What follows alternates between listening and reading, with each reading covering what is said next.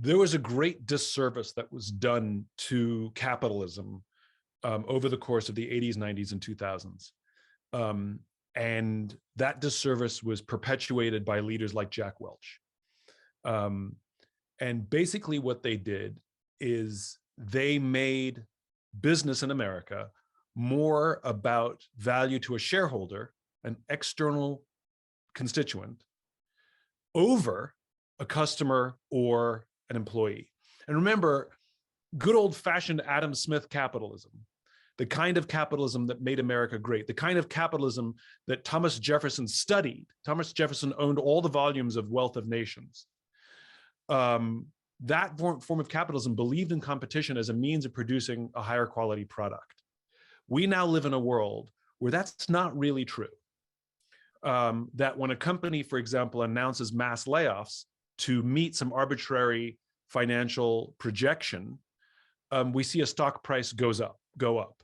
This is a big problem. And many of the inherent deals that were made between a company and its employer, a company and the customer, used to be, that we will work tirelessly in our competitive spirit to make a better product from you, and we will work tirelessly to look after our people so that our people give back years of loyalty.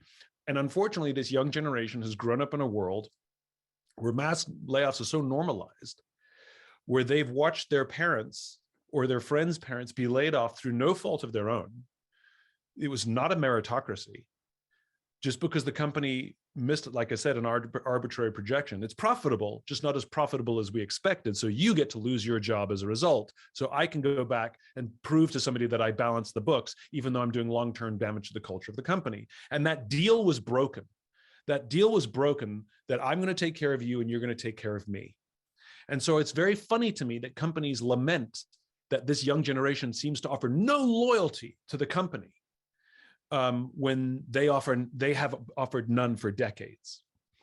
And in the process of business becoming much more short-term, much more transactional, and the human element falling to the wayside, we've also seen a decline in a very, very, very specific skill set called human skills, right? I hate the term soft skills, hard skills and soft skills.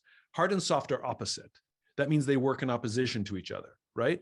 Hard skills, the skills you need to do your job, and human skills, the skills you need to be a better human being. And both of those are important to be a great entrepreneur and a great business person.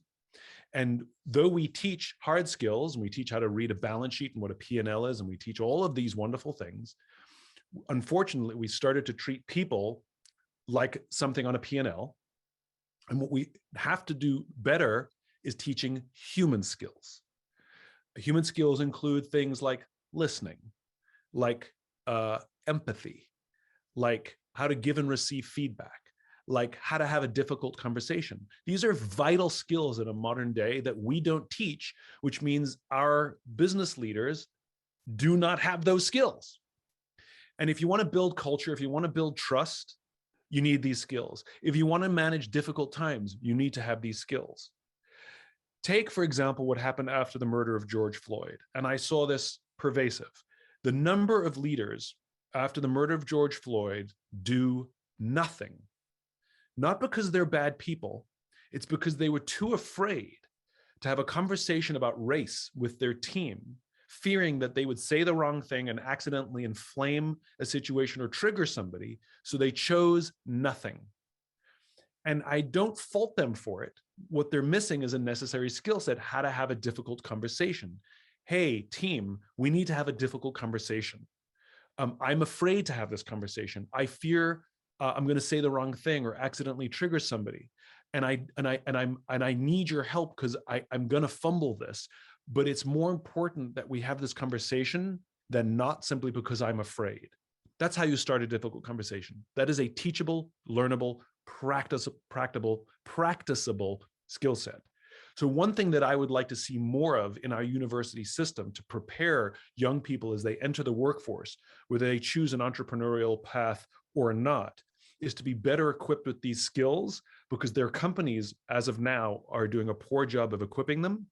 And if they are going to be the future leaders I want them to bring these skills to business to repair the capitalism and repair the damage done by folks like Jack Welch.